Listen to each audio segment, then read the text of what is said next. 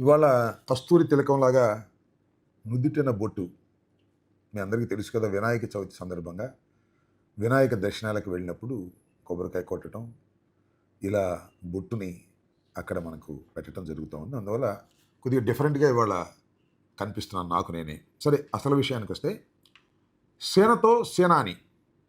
మరి ఎన్నాళ్ళ నుంచి సేనతో మరి సేనాని లేడేమో. పేరు చాలా బాగుంది కదా, టైటిల్.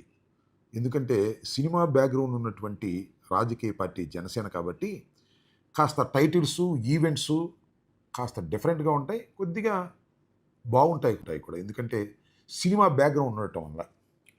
సో నేను చెప్పాలనుకుంటుంది ఏంటంటే, సేనతో సేనాని 3 రోజుల పాటు విశాఖపట్నంలో నిన్న ప్రాథమికంగా శాసనసభ్యులతోనూ, శాసనమండలి సభ్యులతోనూ, మంత్రులతోనూ మాట్లాడారు. వారికి కొంత దిశానిర్దేశం చేశారు. ఎమ్మెల్యేలను హెచ్చరించారు కూడా. అంటే ఈ 14 మాసాలు వారి పనితీరు బాగోలేదనేది చాలా స్పష్టంగా ఒకవైపున సేనాని చెప్తున్నాడు, తెలుగుదేశం పార్టీ రాజుగారు కూడా చెప్తున్నారు.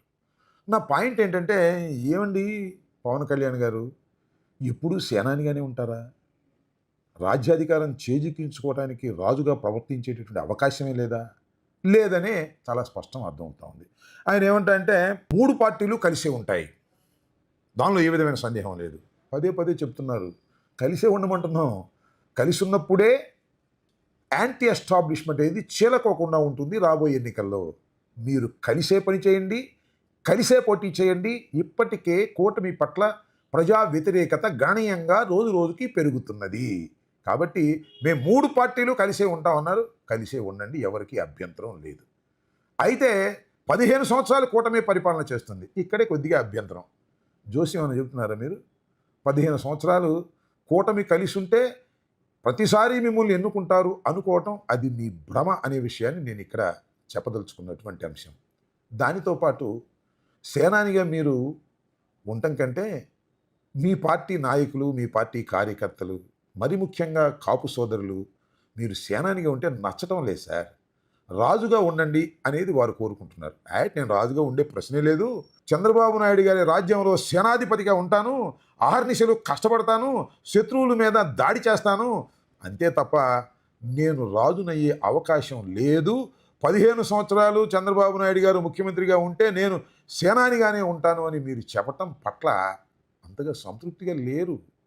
ఎవరు? మేము కాదు, ప్రజలు కాదు, మీ జన సైనికులే, మీ వీర మహిళలే, మీ కాపు సోదరులే సంతృప్తిగా లేరు అనే విషయాన్ని మీరు కాస్త గ్రహిస్తే మంచిది. గ్రహించం, మా ఇష్టం అంటే మీ ఇష్టం, ఎవరేం చేస్తారు? ఏం చేయలేరు.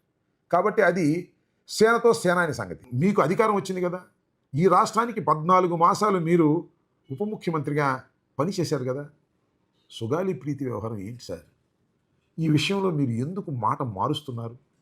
సుగాలి ప్రీతి వ్యవహారాన్ని బయటకు తీసుకొచ్చింది మీరే. 14 సంవత్సరాల బాలిక దారుణంగా మరణించింది.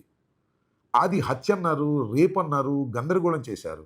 దీని మీద మీరు సుగాలి ప్రీతి తల్లి గారిని, ఆమె కూడా హ్యాండిక్యాప్డ్, ఆమెకి ఎంతో ఆసరాగా ఉన్నానని చెప్పారు. ప్రభుత్వం మీద పోరాడతానన్నారు. మా ప్రభుత్వం వస్తే మొదటి కేసు ఇదేను అన్నారు. ఏమైంది సార్? ఏం చేస్తున్నారు మీరు? మీరు అధికారంలోకి వచ్చి 14 మాసాలు అయింది కదా. సుగాలి ప్రీతికి ఏదైనా న్యాయం చేసే కార్యక్రమం మీరు చేస్తున్నారా? చేయకపోగా జగన్మోహన్ రెడ్డి గారి మీద పడుతున్నారని నాకు అర్థం కాలేదు. సిబిఐ ఎంక్వైరీకి వేస్తే సిబిఐ ఆ ఎంక్వైరీని స్వీకరించకపోతే అది జగన్మోహన్ రెడ్డి గారు తప్ప. ఇవాళ నేను చెప్తున్నా, సిబిఐ ఎంక్వైరీ వేయించేటటువంటి శక్తి మీకుంది. మాట్లాడితే ప్రధానమంత్రి గారు నా చేతిలో ఉన్నారని చెప్తున్నారు కదా. కేంద్ర ప్రభుత్వం కూడా మీ చేతిలో ఉంది కదా. సిబిఐ ఎంక్వైరీని ముందుకు నడిపి సుగాలి ప్రీతి కేసులో ఉన్నట్టు నేరస్తులను పట్టుకొని శిక్షించే బాధ్యత నుంచి ఎందుకు పారిపోతున్నారు? అప్పుడు ఏం చెప్పారండి మీరు? ఊగిపోయారు. సుగాలి ప్రీతికి న్యాయం జరిగేంతవరకు నేను విశ్రమించనన్నారు. అప్పుడు ఉన్న మా ప్రభుత్వం గురించి అనేక రకాలుగా మాట్లాడారు. ఇవాళ మీకు అధికారం వచ్చింది సార్. ఇక్కడే కాదు, కేంద్రంలో కూడా మీకు అధికారం ఉంది. సుగాలి ప్రీతి గురించి పట్టించుకోకుండా పోతున్నారు. ఏమంటారండి? సుగాలి ప్రీతికి కర్నూలులో వారి తల్లిదండ్రులకు ఇచ్చినటువంటి 5 ఎకరాలు లేదు, 5 సెంట్ల భూమి, లేదా వారి పేరెంట్స్కి ఇచ్చినటువంటి ఉద్యోగాలు జగన్మోహన్ రెడ్డి గారు ఇస్తే ఇప్పుడు మీరు ఏం కలరింగ్ ఇస్తున్నారు? నా పోరాటం వల్ల ఇవన్నీ వచ్చాయని చెప్తున్నారు తప్ప, మీ అకౌంట్లో వేసుకునే కార్యక్రమం చేస్తున్నారు తప్ప సుగాలి ప్రీతి తల్లి ఆవేదనను అర్థం చేసుకోలేకపోతున్నారు. మీరు తప్పుకుపోతున్నారు. పారిపోతున్నారు. దీన్ని బట్టి అర్థమవుతుంది ఏమిటంటే సేనాని గారి మాటలు కోటలు దాటుతాయి తప్ప గడప కూడా దాటదు అనేది చాలా స్పష్టంగా అర్థమవుతున్నది. దీనికి నన్నేం చేయమంటారనేటువంటి మాట మీరు మాట్లాడుతున్నారు. అధికారంలో ఉండి అక్కడ బీజేపీలో భాగస్వాములుగా ఉన్నారు. రాష్ట్ర ప్రభుత్వం మీకు ఏకఛత్రాధిపత్యంగా ఉంది. అయినా సాక్ష్యాలను తారుమారు చేశారు అంటున్నారు.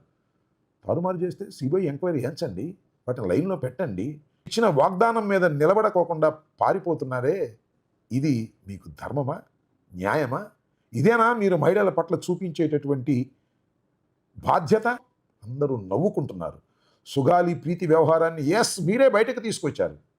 మీరు బయటకు తీసుకొచ్చి మీరు అధికారంలోకి వచ్చినప్పుడు మాత్రం తప్పుకుపోయి పనిలో మీరున్నారు. అదేమంటే పళ్ళుండ చెట్టుకే రాళ్ళు వేస్తారు.